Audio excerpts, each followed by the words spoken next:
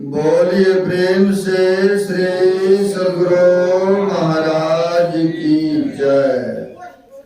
अखंड मंडलाकारं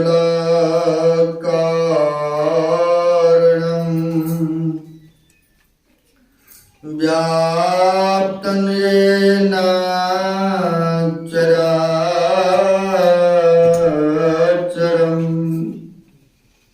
तत्पदं दर्शितं येन तस्मै श्री गुरुवे नमः। परम गुरुवे नमः। परमात्मा गुरुवे नमः। आत्मा गुरुवे नमः। आदि गुरुदेव अनादि गुरुदेव अनंत गुरुदेव अखिल गुरुदेव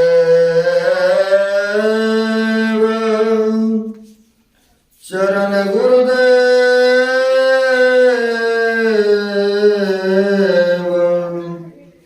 शरण गुरुदेव।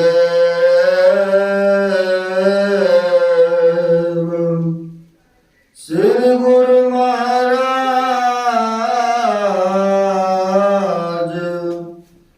चरणारविंदो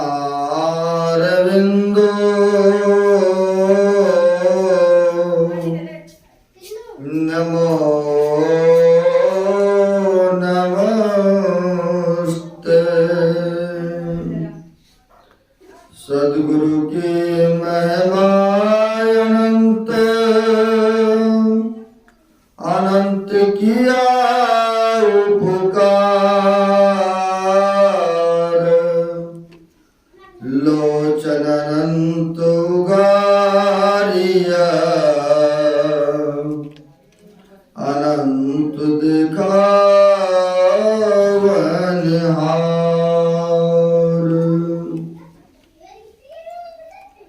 प्रातः स्मरणे अनुश्री घोषित सर्वव्यापक परमात्मा स्वरूप जग उद्धारक जग कल्याणकारक ऐसे महापुरुषों के पाद पद्मों में बारंबार नमन है। तीर्थों को भी पावन करने वाले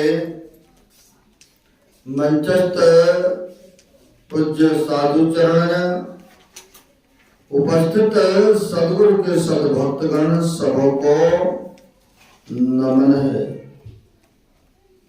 हम आप जानते हैं इस गृह प्रवेश में इस घर के प्रवेश के उपलक्ष्य में यह संत सत्संग का आयोजन रखा गया है। श्रद्धेय सुरजीत बाबू ने साधु महात्माओं को बुला करके बड़े ही पुण्य का काम किए। कहा गया है जिस स्थान पर धर्म की चर्चाएं होता है, जहां पर सत्संग होते हैं, वहां के वातावरण अनुकूल हो जाते। वहां के वातावरण अनुकूल हो जाते हैं, पवित्रमय हो जाते हैं। आप कहेंगे इसका कोई उदाहरण है, कोई प्रमाण है? तो भगवान शिव और माता सती आकाश मार्ग से जा रहे थे। जब आकाश मार्ग से जा रहे थे तो एक जगह इसी तरह से सत्संग हो रहा था। जैसे यह फतेहपुर नारायणगढ़ की जिला के अंतर्गत में हम आप हैं, इसी तरह से सत्संग हो रहा था। बहुत सारे साधु महात्मा भक्तगण एकत्र थे। जब एकत्र थे, भगवान शिव ने ऊपर से ही वहीं से प्रणाम पार्टी करते हैं। और जब प्रणाम करके आगे बढ़े तो माता सती पूछ बैठती है कि प्रभु आप प्रणाम पार्टी कर रहे हैं साधु महात्माओं को? और देखो साधु महात्मा नमन की योग्य है, वह महात्मा है, महान आत्मा है, इसीलिए प्रणाम करने योग्य है, प्रणाम करना चाहिए। आगे बढ़ते हैं, एक जगह खाली स्थान पड़ा हुआ था, वहां भी सिर को झुकाते हैं। अब वहां भी जब सिर को झुकाते हैं, कहा प्रभु आप जगह जगह पर सिर को झुकाते क्या बात है? कहा देखो यह जगह पर सत्संग हुआ था, संत महात्माओं का आगमन हुआ था, इसलिए यह जगह नमन की योग्य है।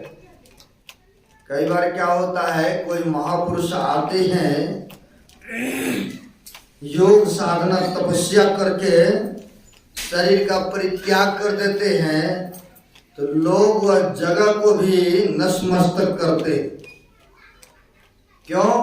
क्योंकि वहां पर ध्यान भजन सुमरण किए हैं किसी महापुरुष, इसीलिए लोग वहां जाके नतमस्तक करते हैं। या वहां पर देखते हैं विशाल मंदिर का रूप बना देते हैं यादगारी में, या कहीं पर देवी देवताओं का प्रकट होना होता है या चरण रखते हैं, या कभी आए होंगे प्राचीन काल में, तो कई बार होते क्या है, प्राचीन काल में आए हैं तो उनकी यादगारियों में लोग मंदिर का निर्माण कर देते हैं यादगारी वास्ते।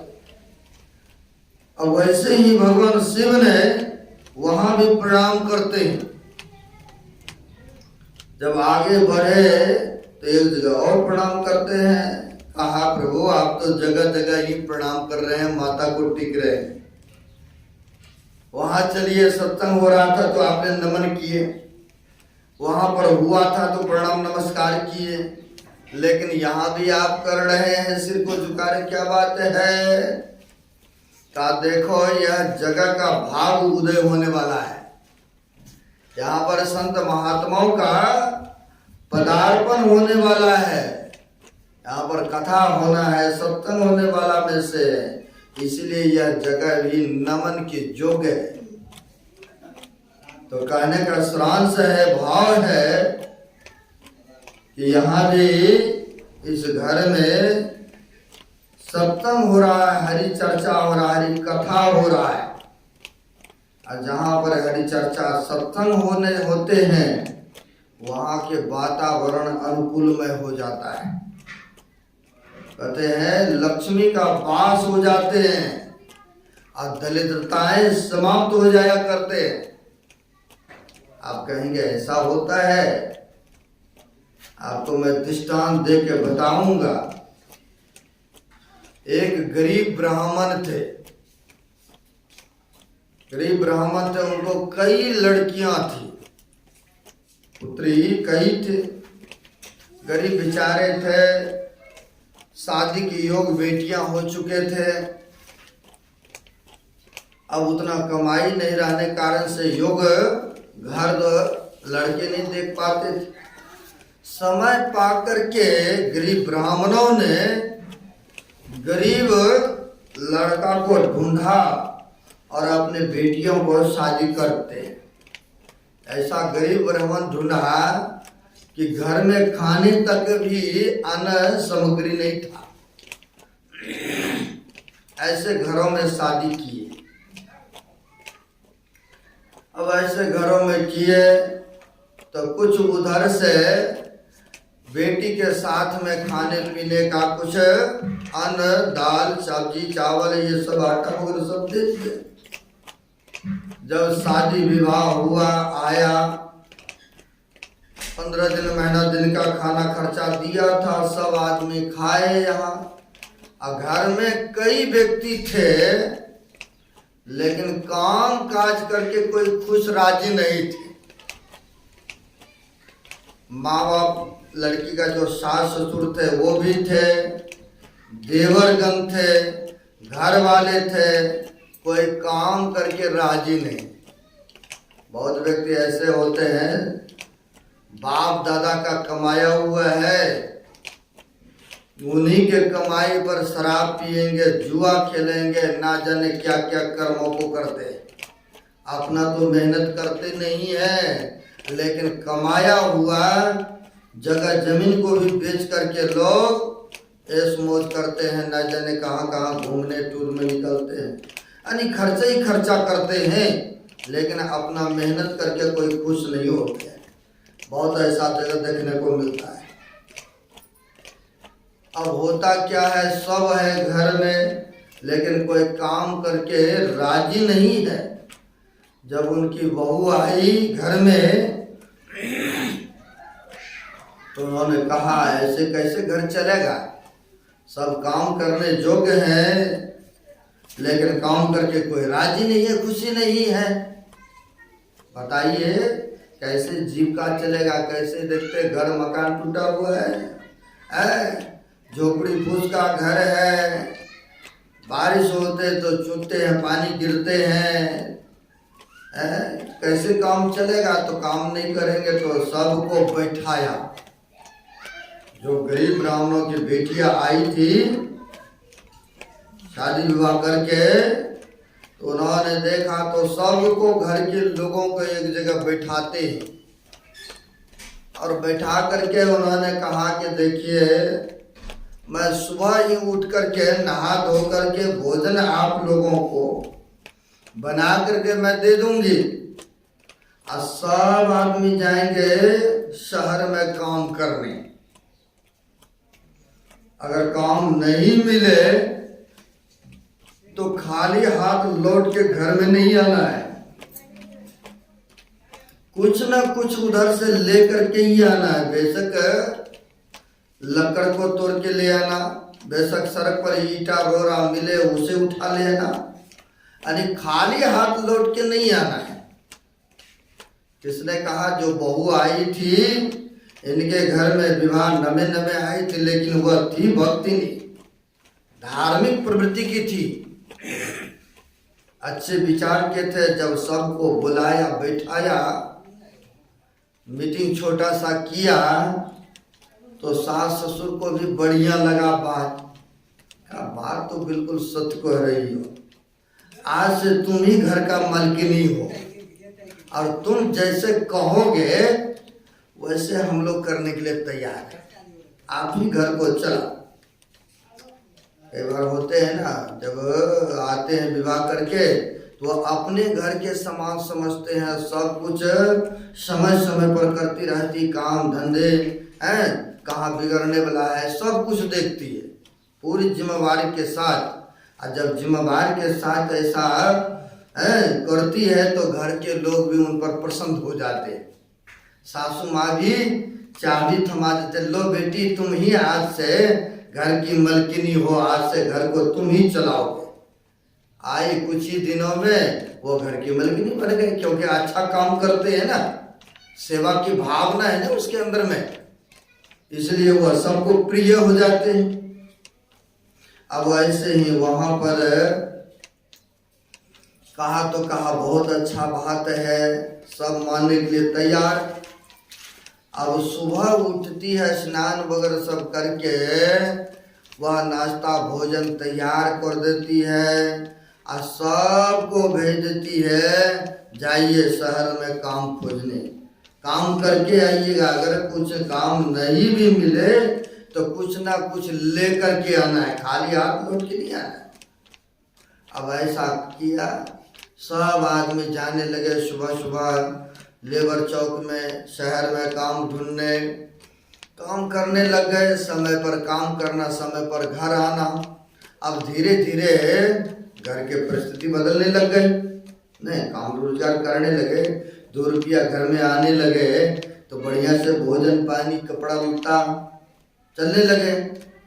एक दिन के बात है कि उनके ससुर जी शहर में गए काम करने खोजने, लेकिन काम नहीं मिला। जब काम नहीं मिला तो लौट करके आ रहे थे, संध्या काल हो चुके थे। जब लौट के आ रहे थे घर को, याद आ गया अचानक कि हमारी पुत्र वधू का कहना है कि खाली हाथ लौट के नहीं आने का आदेश है, कुछ ना कुछ लेकर के आने का है, तो कुछ ना कुछ लेके जाना चाहिए। तो रास्ते में देखा एक सर्प को मार करके एक डंडे पर छोड़ रखा था। इन्होंने सोचा कि चलिए आदेश है तो इसी सर्प को ही लेके चलते हैं, एक तो मोटा सा लाठी भी आ जाएंगे, ऐसे ही लेके चलते हैं। वो बूढ़ा बाबा ने लाठी पर उस सर्प को लिया और लेकर के घर चले गए। और जब घर को लेके चले गए तो बहू पूछती है, कहिए खाली हाथ तो नहीं आए, बहुत विलम्ब हुआ आने में, शाम हो गए। कहा क्या बताए, शहर में काम हमें नहीं मिला। कहा काम नहीं मिला तो खाली तो नहीं लौट के आ गए यार?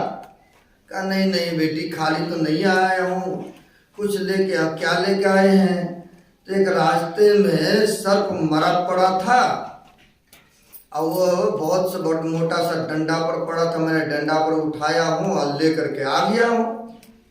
अच्छा अच्छा कोई बात नहीं है, आए हैं लेकर के तो कोई बात नहीं, जाइए घर के पीछे में जो फूस की झोपड़ी है उसके ऊपर इसको टांग दीजिए, रख दीजिए, लाठी में टांग करके रख दीजिए सर्प को। ऐसा कहा, आदेश का पालन हुआ। घर के बाहर में फूस के टाट में वह सर्प को लटका देते हैं। अब लटका देते होता क्या है, उसी राज्य में एक सेठ की लड़की स्नान करने के लिए सरोवर में गए। अरे पोखर तालाब होते हैं, बहुत ऐसी जगह देखने को मिलता है, घर के प्रांगण में तालाब बना लेते हैं स्नान करने के लिए। वह तालाब था, उसमें सेठ की लड़की गई थी स्नान करने। अब सेठ की लड़की है तो गहने जेवर बहुत सारे कीमती पहने हुए थे, तो वह सोचती है पहन करके क्यों पानी में जाऊं, सो क्यों नहीं खोल करके नदी के किनारे में रख देती। खोल के वह गहने जेवर रख दिए थे और वो स्नान के लिए गए सरोवर में।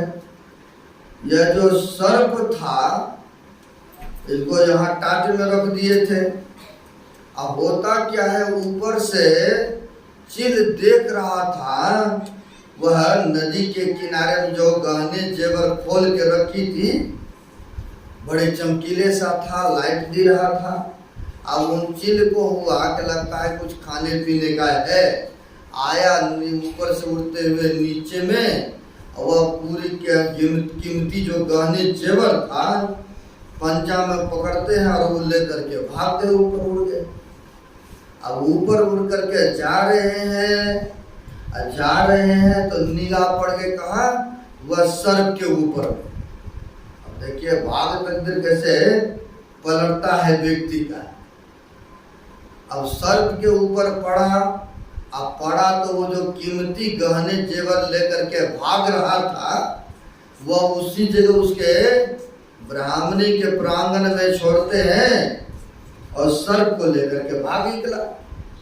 और सर्प को भाग निकला, सुबह हुआ, झाड़ू लगाती हुई ये जो गरीब ब्राह्मणों के बेटियां बहू थी, झाड़ू लगाते हुए जब गए उधर देखते हैं इतने मूल्यवान है, बड़ी कीमती, ले आया घर में। घर में ले आकर के सबको कहने लग गए कि ईश्वर की बड़ी कृपा हुआ है, बिना कमाए हुए ये देखिए इतने बड़े रकम मिला है, धन मिला है। घर के लोग बड़ा खुश हुआ। अब खुश हुआ, कहा इसे बेचेंगे या बेच करके बढ़िया से घर मकान बनाएंगे, हमारी जो भूखमरी, हमारी जो गरीबियां हैं वो सदा के लिए दूर हो जाएंगे। ऐसा उन्होंने आपस में विचार किए हैं। लेकिन होता क्या है, उतना ही देर में जिनका लेकर के भागा था वह सेठ जी ने पूरी गांव में कहवा दिया कि अगर कोई किसी को मिला हो, अगर यहाँ पर कोई जमा कर देंगे तो उनको मुंह मांगा इनाम मिलेगा, है ना, मुंह मांगा इनाम मिलेगा। अब ये काम दो काम होते होते वहां तक भी बात पहुंच गई गरीब ब्राह्मणों के घर में। और जब गरीब ब्राह्मणों के घर में बात पहुंचा तो बहू कहती है अपने ससुर से कि जाइए बस सेठ जी को कह दीजिएगा कि अपने घर में, हमारे घर में है, वह ले जावे।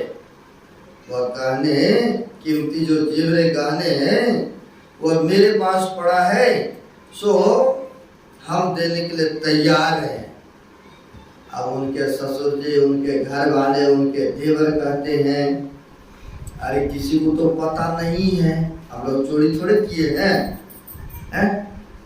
हम लोगों को तो मिला है, ईश्वर की कृपा है, हम क्यों जाए उसको देने के लिए।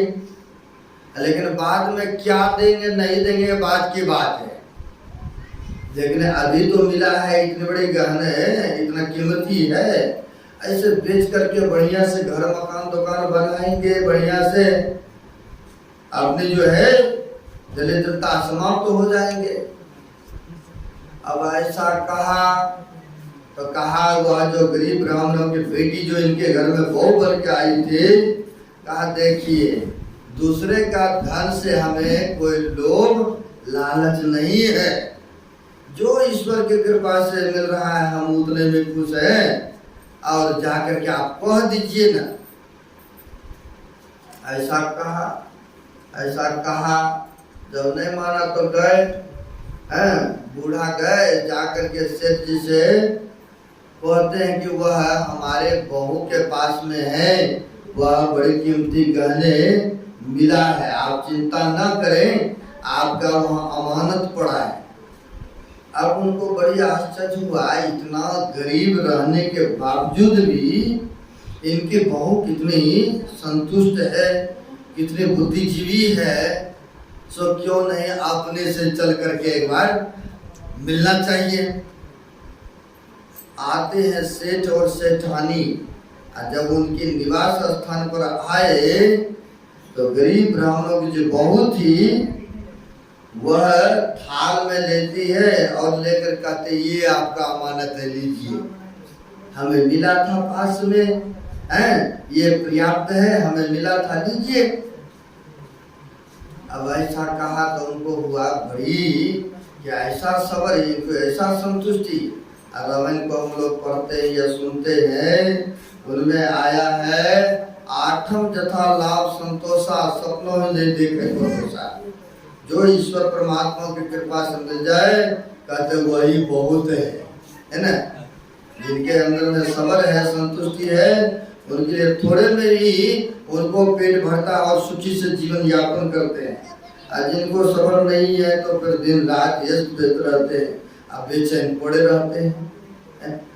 अब होता क्या है, सेठ जी ने कहा बेटी मांगो कुछ, हमारा था उद्घोष कि जो भी कोई व्यक्ति हमें देंगे तो उनको मुंह मांगा दान मिलेगा, तो आप मांग लो हमसे, मांगो। कहा हमें और कुछ नहीं चाहिए, हमें और कुछ की आवश्यकता नहीं है। देखिए हम लोग गरीब हैं, हम लोग कभी सत्संग करा नहीं पाते हैं, आप कृपा करें कि हमारे निवास स्थान पर टेंट लगवा दें, भंडारा का प्रबंध करा दें, सत्संग करवा दे तो बड़ी कृपा रहेगा, मेरे को यही कुछ चाहिए और कुछ नहीं चाहिए। ऐसा कहा, ठीक है कोई बात नहीं है, प्रबंध हो जाएंगे सारा कुछ। बहुत बड़ा टेंट लगा, माइक बाजा की व्यवस्थाएं हुआ, भंडारा का प्रबंध हुआ और संतों को भी निमंत्रण दिया गया ये संत महापुरुष थे, सबको निमंत्रण देते। जैसे हम लोगों को सुरजीत बाबू ने आमंत्रण किए हैं कि महाराज जी आइएगा, घर मकान लिए हैं, आप कृपा करिए चरण रख दीजिए। बड़ी खुशी की बात तो हुआ, श्रद्धा होते हैं, क्योंकि यह भगत हमारे पास भी गए थे कुटिया में लुधियाना, तो बड़ी खुशी की बात हुई। अब वैसे ही वहां पर संतों को निमंत्रण दिए, और निमंत्रण देते हैं तो निमंत्रण देते, कहा ठीक है सारा कुछ होगा, सत्संग भी होगा, हम लोग प्रवचन भी सुनाएंगे, कोई बात नहीं, आएंगे, प्रसादा भोजन भी ग्रहण करेंगे। बड़ी खुशी हुआ सबके मन में कि संतों का सत्संग होगा, हमारे घर पर चरण रखेंगे, हैं, बड़ी खुशहाली जीवन। अब संतों का आगमन होने वाला था, पदार्पण होने वाला था, तो घर आंगन को सफाई करते हैं ना, पहले लिपाई पोछाई धो धुलाई, कि संतों का महात्माओं का आना है, भोजन कराना है, तो लिपाई उपाई पूरी साफ सुथरे प्रेम श्रद्धा के साथ सफाई सुफाई किए। सफाई सुफाई किए। कल जो है संतों का आगमन होने वाला था, पधारने वाले में से थे, उनके घर पर रात्रि होते हैं। रात्रि जब हुआ, जब 12-1 बजा रात, तो देखती क्या है, ये गरीब की बहू जो थी सो रही थी घर के बाहर बरामदे पर। और जब सो रही थी, उनके घर से काले कुलठे बड़ी लंबी तगड़ी एक घर से बाहर होकर के जाने लग गई। और जब घर से बाहर होने लगे तो गरीब की जो बेटियां थी वह पूछ बैठती है, आप कौन हो, इस घर से बाहर जा रही हो, और कब आई थी, कौन है, थोड़ा परिचय दो, इतनी भयंकर शरीर दिख रहा है, तो काले कुलठे हो, बताओ कौन हो। तब वो कहती है कि देखो मैं दलिद्रनी हूँ, मैं दलिद्रनी हूँ। कहा दलिद्रनी हो तो इस घर में, कहा तुम्हारे घर में मांस मछली खाता, अंडा शराब पीता है, दुष्व्यवहार होते थे, और तभी हम तुम्हारे घर में प्रवेश किया। जहाँ दरिद्र आ जाते हैं वहाँ कभी सुख शांति नहीं रहने देते, आदमी को परेशान करके रखते हैं। आपको पता होगा राजा परीक्षित के डर से कलयुग गिरगिरा रहे थे, भयभीत थे, है ना। जब द्वापर के समय समाप्त हो गए ना, सबका समय सीमा है। जब द्वापर के अवधि समाप्त हो गए और कलयुग प्रवेश करने लग गए, हम लोग अभी जो बैठे हैं ये कलयुग है, और कलयुग आयु कितना है, 4,32,000 है, और द्वापर की आयु कहते हैं 8,64,000 वर्ष है ना, सबकी सीमाबद्ध है।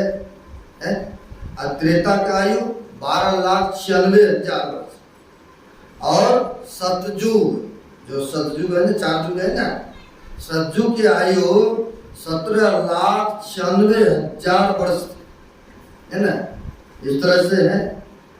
तो हम लोग अभी कहाँ है, तो कलयुग में है। तो कलयुग का जब वास होने लगे तो राजा परीक्षित ने देखा तो अरे मेरे रास्ते में तुम प्रवेश नहीं कर सकते हो। जब ऐसा कहा देखिए हमें तो अब समय हो गया है, तो हम तो ऐसे करेंगे इसमें, लेकिन रहने के लिए स्थान बता दीजिए हमें, क्योंकि ऊपर से ही आदेश है रहने का, आप जगह दें हमें। कहा जाओ तुमको हम जगह बताता हूँ, सुनो 3 जगह देता हूँ, जहाँ जुआ खेलता हो, जाओ तुम्हारा निवास स्थान वहां पर होगा। जुआ खेलते हैं तो देखते हैं कोई हारता है तो वहां पर लड़ाई झगड़ा मार पीट दंगा सब होता है। आज देख लीजिए जुआ खेलने के कारण से ही द्वापर में जो महाभारत के युद्ध हुआ है छल से, कौरवों ने जीत लिया पांचों पांडवों का सारा कुछ राजपाट है, यहाँ तक कि द्रौपदी को भी जीत लिए छल से। और उसका परिणाम बाद में क्या निकला, ये कहाँ 5 भाई और कहाँ वो 100 थे, एक भी नहीं रहा, क्योंकि छल किया था ना उसने पांडवों के साथ में। सत्य तो सत्य है, असत के साथ में भगवान कृष्ण थे। कहा जहां जुआ खेलता हो, जब तुम्हारा निवास स्थान वहां पर होगा। दूसरा स्थान बोला जहां पर वेश्यालय है वहां पर तुम्हारा स्थान दूसरा मैं देता हूं। तीसरा स्थान बोला जहां पर कि मांस मच्छी अंडा गंडा खाता हो, जहां पर अपवित्र कर्म होता हो, जहां तुम्हारा वहां पर तीसरा स्थान देता हूं। कहा महाराज सब तो गलती है, स्थान दे रहे, कुछ अच्छा भी तो दीजिए, एक आदमी तो बढ़िया भी स्थान दे दीजिए जहां रह सके। कहा जाओ तुमको कनक में बांस देता हूं, सोने में। ऐसा कहा सोने में भी देता हूं। और जब यह बात कहा तो होता क्या है, राजा परीक्षित के सिर पर मुकुट पहने हुए थे, सोने के मुकुट था, और सोने के मुकुट पहने हुए थे। और झट से राजा परीक्षित उसके सोने में प्रवेश कर गए, मुकुट में। शिकार खेलने गए हुए थे जंगल में, और जब वहां पर सोने में प्रवेश किया तो राजा परीक्षित पानी प्यास से व्याकुल हो गए। और जब व्याकुल हुआ तो गए जंगलों में, कहा ये तो हमारे ही राज्य सीमा है, तो चलते हैं देखते जंगल में साधु महात्मा बहुत होंगे, तो जा करके पानी पी लेंगे, पिला देंगे हमें। गए एक समीप मुनि के वहां पर कुटिया था, गए तो देखते हैं वह ध्यान में मगन थे साधु बाबा, ध्यान में बैठे हुए थे। और जब बैठे हुए थे या जब गए राजा परीक्षित, अरे कोई है कुटिया में, पानी पिला, हमें बहुत जोरों का प्यास लगा है। और साधु बाबा बैठे भी थे, ध्यान में समाधि में लीन थे, राजा का सत्कार नहीं कर पाया। और जब सत्कार नहीं कर पाया, ध्यान में बैठे रह गए, तो राजा परीक्षित ने सोचा कहा हमारा यह अपमान कर रहा है, सेवा नहीं करने के ख्याल से यह आंख बंद करके बैठ गया है। सबको नहीं पता कि आंख बंद करके करता क्या है। जो आध्यात्मिक व्यक्ति है, जो संत महापुरुष से जुड़े हैं, वह तो ध्यान करते हैं, परमात्मा से लगन लगाते हैं, सुमरण करने में लगे रहते हैं, है ना, वो तो सुमरण करने में बैठे रहते हैं। लेकिन सबको पता नहीं कि करता क्या है। अब होता क्या है, राजा परीक्षित ने देखा कि मेरा अपमान हो रहा है, अपमान कर रहा है, कुछ तो ये सेवा सत्कार कर नहीं रहा है। क्या करते हैं, मरा हुआ वहां पर भी एक सांप मोटा सा बड़ा सा था, उनकी कुटिया में मरा पड़ा था। राजा परीक्षित ने डंडे से उठाया और ध्यान में जो बैठे हुए थे समीप मुनि, उनके गले में लटका दिया, पिन्हा दिया। लेकिन उनको तो कोई पता ही नहीं है, कोई खबर नहीं है, क्योंकि वो तो ध्यान में मस्त थे, है ना, उनको तो कोई फर्क नहीं पड़ा। लेकिन उन्हीं का पुत्र था श्रृंगी मुनि ऋषि, है ना, कहते हैं ना संतों के पुत्र तो संत ही आते हैं ना उनके घर में। अब श्रृंगी ऋषि अपने दोस्तों के साथ में गंगा जी में स्नान कर रहे थे, और उनको दूसरे ने जाकर के बोला कि आपके पिताजी को राजा परीक्षित ने अपमान किया है। तो क्या अपमान किया है जी? कहा मरा हुआ सांप को गले में पहना दिया है। ऐसा कहा, बड़ी क्रोध आया उनको। कहा इतना बड़ा घोर अन्याय, लेकिन यह नहीं बताया कि राजा परीक्षित ने ही किया है, इस राज्य का वह राजा है, का किसी ने पहना दिया है। बड़ी इनको हुआ कि हमारे पहुंचे हुए पिता संत हैं, अब उनको घोर अपमान किया है लोगों ने। पानी लिया, हाथ में चूलूंगा और संकल्प कर दिया, श्रापित कर दिया कि जिस वृक्ष को हमारे पिता के गले में पिन्हाए हो, अब वही 7वां दिन जिंदा होकर के वही सांप राजा परीक्षित को दंश करेंगे और उसी के कारण से उनकी मृत्यु भी होगी। ऐसा उसने श्राप कर दिए, है ना। अब श्राप दे देते हैं। जब इधर राजा सुमित का आंख खुला तो उन्होंने देखा तो गले से हटाया, तब तक में वो भी आ गए पुत्रगण। तो रोने लगा कि आपको इस तरह से अपमान किया तो मैंने उनको मृत्यु दंड दे दिया है। जब ऐसा कहा तो आग बंद करके देखते हैं राजा सुमित मुनि, कहा रे इस राज्य का राजा था, तुमको श्राप नहीं देना चाहिए था, तुम जाने नहीं पहचाने नहीं।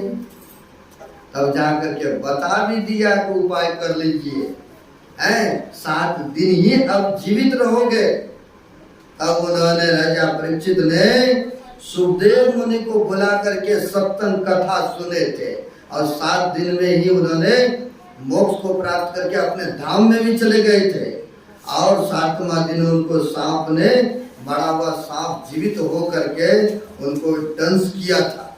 लेकिन पहले मरने से पहले उन्होंने प्रबंध कर लिया था, भजन सुमरन बहुत सारे साधु महात्माओं को बुला करके दर्शन प्रसन्न उनको सेवा सत्कार किया था, है ना। कहने का भाव हुआ कलयुग की बात जो होता है, जहाँ अपवित्र काम होता है ना, जहाँ लड़ाई झगड़ा क्लेश होता है, कहते उस स्थान में उनकी निवास होता है ना। अब यह ब्राह्मणों की बहु पूछती है तुम कौन हो, घर में से निकली हो, यह 12 बजे रात में। तो कहा देखो मैं दरिद्रनी हूँ, तुम्हारे घर में अब संतों का वास होने जा रहा है, संतों का चरण रखने जा रहे हैं, संत यहाँ पर निवास करने जा रहे हैं, इसलिए अब मेरा यहाँ पर जगह नहीं है, अब मैं यहाँ पर नहीं रह सकती हूँ।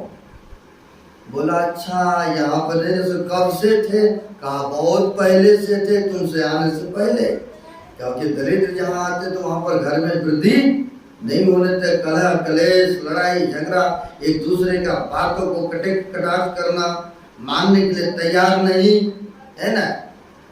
कहा ठीक है मैं जा रही हूँ। अब कुछ रात और बीतते हैं और उधर से बहुत पानी हो रही, सज धज करके उधर से इनके घर में प्रवेश करने आ रही है।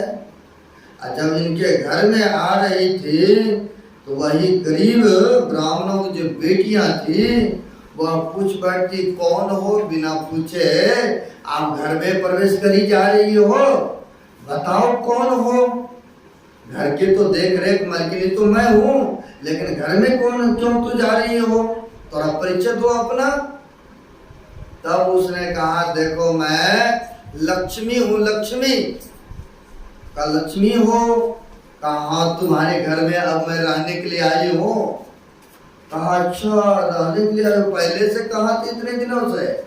कहा देखो कभी सत्कर्म नहीं हो रहा था, कभी पुण्य कर्म नहीं हो रहा था, कहीं यहाँ पर सत्संग भजन नहीं होने वाला था, इसलिए हम नहीं आ रहे थे। कहा कभी जाओगे तो नहीं, बता दो ये भी बात, कहीं आई हो मेरे घर में फिर चले जाओगे तो? कहा जब तक सत्कर्म होते रहेगा, पवित्रता रहेगा, तब तक हम यहाँ से जाने वाले में से नहीं है ना। कहा इस घर में माँ जब से तुम आए हो मांस मछली अंडा गंडा शराब पीना सब कुछ वर्जित हो गया है, ये घर पवित्रमय हो गया है, इसलिए मैं अब तुम्हारे घर में निवास करने जा रही हूँ। अब जिसके घर में लक्ष्मी का वास हो जाए वह खाने पीने कभी रहेगा, किसी भी तरह की कमी नहीं, है ना। अब देखिए सत्संग कराने का संत महात्माओं का आगमन होने का इतना बड़ा लाभ हुआ है। जो भी आपदाएं था, कष्ट था, जो भी यहाँ पर दरिद्र की बातें था, सब भाग गए, वातावरण अनुकूल हो गए।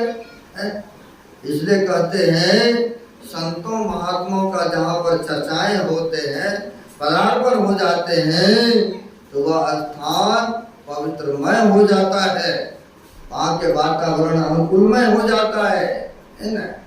इसलिए यह सत्संग जो हो रहा है, यह गृह प्रवेश के उपलक्ष्य में हो रहा है, बड़ी खुशी की बात है।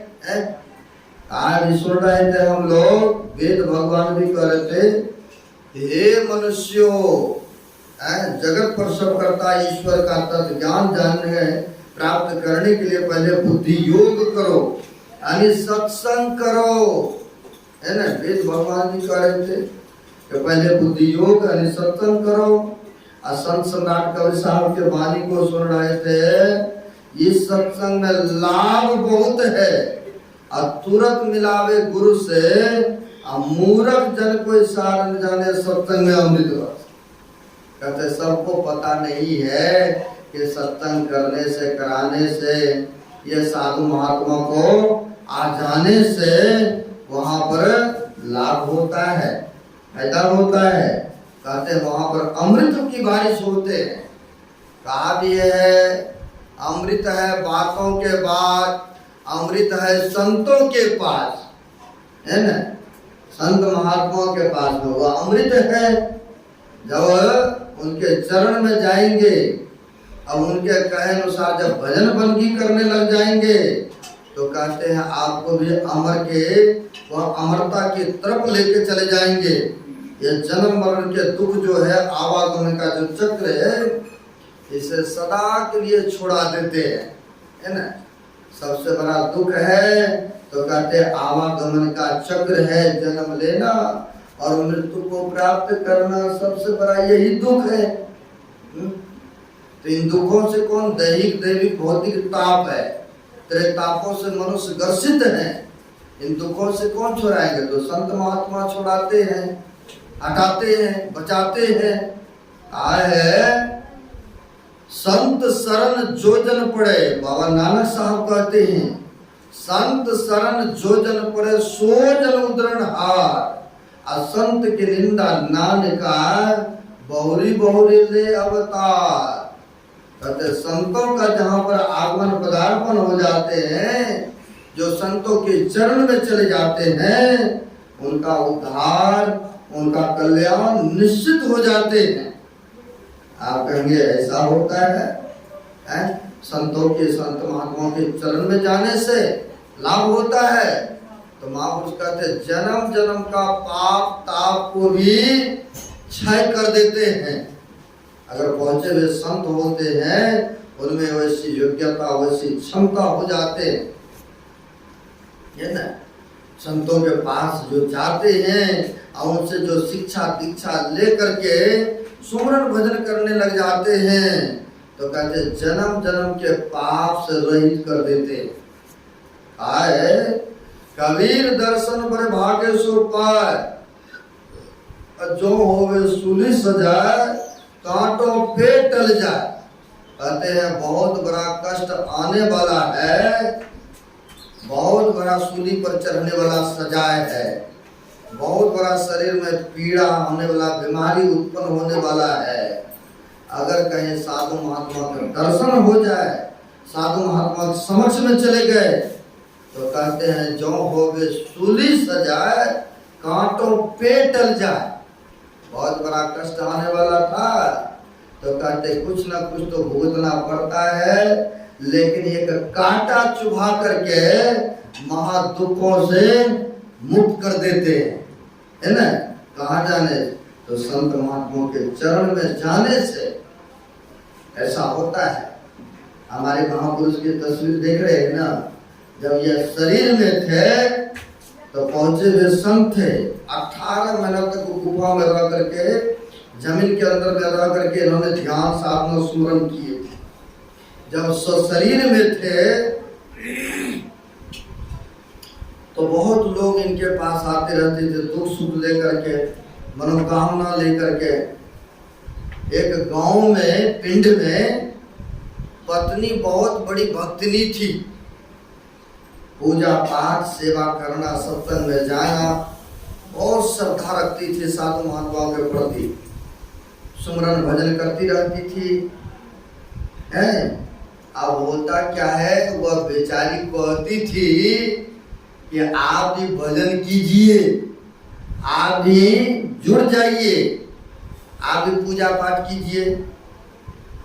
घर के लोग अगर होते हैं धार्मिक तो सब चाहते हैं सबको कि धर्म में जोड़ लें, सब एक जैसा हो जाए, ऐसे मन में होता है। और उसके लिए प्रयत्न भी करते हैं लोग, है ना। हमारे नरेश भाई यहाँ पर बैठे हैं, इन्होंने पिछले साल सत्संग कराए थे अपने घर पर। माँ बाप, भाई को, भाभी को, सबको नामदान दीक्षा दिलाए और सब भजन सुनन करते हैं। कहते हैं कि आप तो मेरा घर ही बढ़िया बन गए, स्वर्ग की तरह हो गए, सब भजन ध्यान करते हैं, ऐसा करते देखने को मिलता है ना। सब आदमी चाहते हैं कि एक जैसा हो जाए। पत्नी बेचारी बहुत प्रयास करती थी कि वह दीक्षा ले ले, सत्संग में जाए, लेकिन सत्संग में साधु महात्मा के चरण में नहीं जाते थे। कहीं नाच गान होने लग जाए, कहीं सिनेमा सर्कस दिखाने वाला आ जाए, तो बिना बुलाए भी लोग का भीड़ हो जाते वहां पर। और खेल तमाशा मदारी आ जाए और वो दिखाने वाला खेल तमाशा मदारी लोग, तो वहां पर बैठने के प्रबंध नहीं है, ऊपर से कोई छां के प्रबंध नहीं है, फिर भी लोग देखने मजबूर हो जाते हैं। लेकिन सत्संग में सब जल्दी नहीं आते, है ना। होता क्या है, गांव में ही लड़ाई झगड़ा हो रहा था। लड़ाई झगड़ा हो रहा था, बड़ी जबरदस्त हो रहा था। ये व्यक्ति चले गए वहां पर देखने के लिए। जब जबरदस्त लड़ाई हो रहा था तो बीच में छुड़ाने के लिए भी ये बीच में पड़ गए। कई बार आप लोग भी देखते ना, आपस में जब लड़ाई होती है, अरे अरे रुको रुको रुको, हटाते हैं, समझाते हैं, बुझाते हैं, और समझाना ही चाहिए। अब बीच में यह व्यक्ति पड़ गए उसमें, और जब बीच में पड़ गए, होता क्या, एक दूसरे का वहां पर तो मर्डर भी हो गया, कत्ल हो गए। ऐसा जबरदस्त लड़ाई था, अब कत्ल हो गए। अब यह बीच में पड़ा था, छुड़ा रहा था। अब केस मर्डर में इन्हीं व्यक्ति का नाम दे दिया, इसी ने कत्ल किया है, मारा है। अब मारा है, कत्ल किया है। अब इनकी तो जो है नोटिस आ गए। अब नोटिस आ गए कि इनको अब 20 बरस का सजाई मिलेंगे। अब इसने कत्ल किया है, इनको सजा मिलेंगे। अब नोटिस पर नोटिस आ गए। अब नोटिस आते हैं, है ना। नोटिस आया, बेचारा रो रहा है, कपस रहा है, चिल्ला रहा है, जैसे मन में होता है कब छोड़ दे, नहीं ना, ऐसा मन में हो रहा है। तो होता क्या है, अब बेचारा को दुख आया है, तकलीफ आया है, तो दुख तकलीफ के घड़ी में परमात्मा को विशेष याद आता है। नहीं आए दुख में सुमरन सब करे, सुख में करे ना को। जो सुख में सुमरन करे तो दुख काहे को हो, जब दुख आता तो विशेष याद करते। आप याद कर रहे हैं, लेकिन अब दुख में कौन सुनेगा। सुख में किया ना याद, दुख में करे फरियाद। कह कविता दास, कौन सुने तेरा फरियाद। सुख में तुमने याद नहीं किया, दुख में कर लो फरियाद, प्रार्थना है, सुनने वाला में से नहीं है जल्दी। अब होता क्या है, पत्नी बेचारी कहती है, आपको कहते थे कि अच्छे संगति कीजिए, सत्संग में जाया कीजिए, लेकिन आपने एक नहीं माने। आप चले गए लड़ाई झगड़ा में, आज बिना मतलब के यह केस मुकदमा में पड़ गए, सजा ही होंगे। अभी भी मौका है, हमारे गुरु महाराज रहते हैं भागलपुर कुपा घाट में, आप एक बार चले जाइए उस मंदिर में, संत महात्मा का दर्शन कराइए। जो होना है तो होना ही है, ऐसा कहा। अब दुख के घड़ी में बात मान लेते हैं ना लोग ने। अच्छा अच्छा ठीक है, आप कह रही हो तो हम जाते हैं साधु बाबा के दर्शन कराते। बेचारा आए तो हमारे गुरु महाराज कुर्सी पर बैठे हुए थे, धूप का मौसम था, कुर्सी पर बैठे हुए थे। आया बेचारा ने आकर के साष्टांग नमन किया, प्रणाम पाती करते हैं। अब जब नमन किया तो गुरुदेव ने एक नजर से उनको देखा, एक टक से देखा। व्यक्ति प्रणाम करके बैठ गए थे। अब गुरुदेव ने एक नजर से देखा, देखने के बाद कहते अपने सेवक से, जी इनका हाथ गोर बांध दो तो। ऐसा कहा, इनका हाथ गोर बांध दो। तो सेवक जो नजदीकी थे गुरुदेव का, कहते गुरुदेव रास्ता पास में नहीं है, कैसे बांधेंगे। सोचा कि मजाक कर रहे हैं गुरुदेव, हो सकता है। तो गुरुदेव कहते हैं कि इनका हाथ गोर बांध दो। सेवक कहते गुरुदेव रास्ता पास में नहीं है, इसलिए बांधेंगे किससे। जब ऐसा कहा तो थोड़ी देर के बाद बोलते हैं, अच्छा ये बताओ कि ये लोगों ने पहना क्या है। तो आप लोग देखे होंगे यूपी बिहार में बहुत जगह धोती पहनते हैं, कुर्ता पहनते हैं। बहुत ऐसे जगह देखने को मिलता है, लंबे होता है धोती। कहा गुरुदेव कुर्ता और धोती पहने हुए हैं, कहा इसी के धोती से इनके पैर हाथ को कपड़ा से बांध दो। अब तो रस्सा खोजना नहीं पड़ेगा, कहा इनकी लंबी है वो कपड़ा और उसी से इनको बांध दो। अब आदेश मिला तो हाथ गोर बांध करके यही अप्रैल मई का महीना था, धूप में दे दिया। अब धूप में छोड़ दिया और उस जगह से गुरुदेव अपने अपने रूम में चले गए। सब सेवक इधर उधर हो गए। अब बेचारे को हाथ गोर बांध करके धूप में छोड़ दिया। अब मने मन बड़ी गुस्सा आ रहा है इनको कि ऐसे साधु महात्मा का पूजा पाठ करते हमारी पत्नी। मैंने तो नमस्कार किया, प्रणाम पाती किया हूँ, केवल तो इतना बड़ा हमको पीड़ा दिया, कोई कुछ बिगाड़ा ना, मैंने कुछ बोला नहीं। और हाथ गोर बांध करके हमारा इस तरह सजा दिया है। अब मन में बहुत तरह के बातें उठ रहा है ना, बहुत तरह के बातें चल रहा है। कहा छोड़ेगा ही, अभी नहीं तो शाम तक में छोड़बे करेगा। अब जाएंगे तो पत्नी को डंगाएंगे, मारेंगे, उनसे कहेंगे कि तुम भी भजन भक्ति करना छोड़ दो। ऐसे साधु बाबा को प्रणाम नमस्कार करने में हमको तो धूप में हाथ गोर बांध करके छोड़ दिया है, नहीं एक गिलास पानी दिया, नहीं भोजन दिया है, कुछ मैंने बिगाड़ा नहीं, कुछ कहा नहीं, केवल प्रणाम पाती करने में इतना बड़ा कष्ट होता। कई घंटा तक उनको धूप में छोड़ दिए। और जब कई घंटा बीता, अब गुरु महाराज ने अपने सेवक से कहा, ऐ जी उनका हाथ गोर का बंधन खोला कि नहीं। कहा गुरुदेव का आदेश मिला था बांधने का, मैंने बांध रखा। आदेश होगा खोलने का तो खोल देंगे, अभी तक तो नहीं खोला। कहा जाओ उसको खोल दो। अब बेचारा को खोलते हैं। अब मुर्गे इधर नहीं आते, कहीं जाएंगे कहीं फिर से न पंगा डाल दे। अब सीधे गेट के तरफ चलते हैं। अब सीधे गेट के तरफ गए, भूखे प्यासे हैं।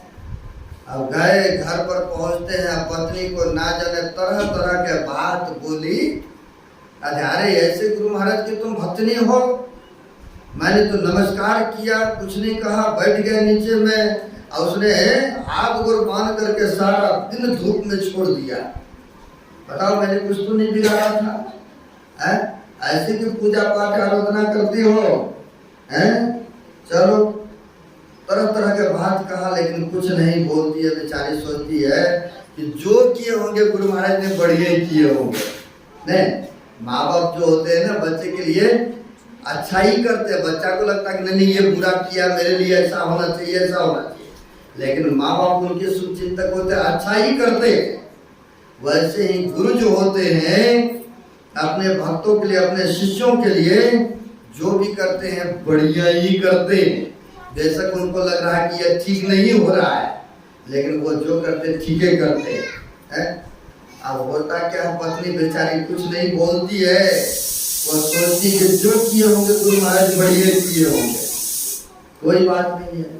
कितना देर तक बोलेंगे, बोलते बोलते चुप हुआ, भोजन पानी कराए, रात्रि सोते हैं। सोते हैं तो सुबह जब होता है तो उधर से थाने से दूसरा नोटिस लेकर के एक चौकीदार इनके घर पर पहुंच गए। नोटिस लेकर के पहुंच गए, और जब घर पर पहुंचते हैं कहा ये रहा नोटिस, क्योंकि 20 वर्ष का सजा था। कहा ये है नोटिस है, जिसने कत्ल किया था वह व्यक्ति पकड़े गए हैं और तुमको अब सजा नहीं होगा। अब तुमको सजा नहीं होगा, तुम अब स्वतंत्र हो गए हो। और जब इस तरह से नोटिस पढ़ा, देखा कि हम स्वतंत्र हो गए हैं, अब उनको हुआ कि वो जो साधु बाबा ने हाथ पर बांध करके हमको इस तरह से किया था, लगता मेरा 20 वर्ष का सजाए एक दिन में ही काटा है। वो जो हाथ पर बांधा तो लगता है हमारे ही भला के लिए, मेरा इतने बड़ा कष्ट था 20 वर्ष का, वो एक दिन में ही खत्म कर दिया है। आप उनको पूरा विश्वास हो गए, श्रद्धा हो गए। अब बेचारा दौड़ करके आए कि गुरुदेव आपने जो कल किए थे ऐसे से बात, तो हम अपना तो दुखनामा सुनाने आए थे, लेकिन आपने बड़ी कृपा किए हैं। हमारी जो सजा थी वो आपने एक दिन में काट दिए, 20 वर्षों की सजा। आप तो अब हमें शिक्षा दीक्षा दीजिए, अब तो हम आपका शिष्य बनने के लिए तैयार हैं, आप कृपा कर दीजिए, है ना। तो देखिए संत जो होते हैं कौन से रूप में कब किसको उद्धार करेंगे, कल्याण कर देंगे, हम लोगों को पता नहीं है, आप लोगों को क्या नहीं है, लेकिन संत महात्मा जानते हैं भविष्य के बातों को। वह भविष्य के बातों को जान करके किसी न किसी बातों से, किसी न किसी तरह से भक्तों के उलझने परेशानियों को, सदा के लिए कष्टों को निवारण कर देते हैं, है ना। इसलिए कहते हैं जहाँ साधु महात्मा का आगमन हो, जहाँ हरि कथा हो, सत्संग हो, व्यक्ति को जाना चाहिए, उसमें समय देना चाहिए। यह समय का सार्थकता होता है, यही समय का लेखा जोखा होता है। यह जो सत्संग हुआ है यह हरियाणा के अंतर्गत में बड़े ही पुण्य का काम किए सभे सुरजीत बाबू सपरिवार साधु महात्मा को बुला करके सत्संग कराया है। गुरु महाराज से प्रार्थना करते हैं इस घर में निवास करे, सुखी संपन्न से वह सपरिवार जीवन व्यतीत करे, यही शुभकामना करते हुए समय भी अधिक हो रहा है। अब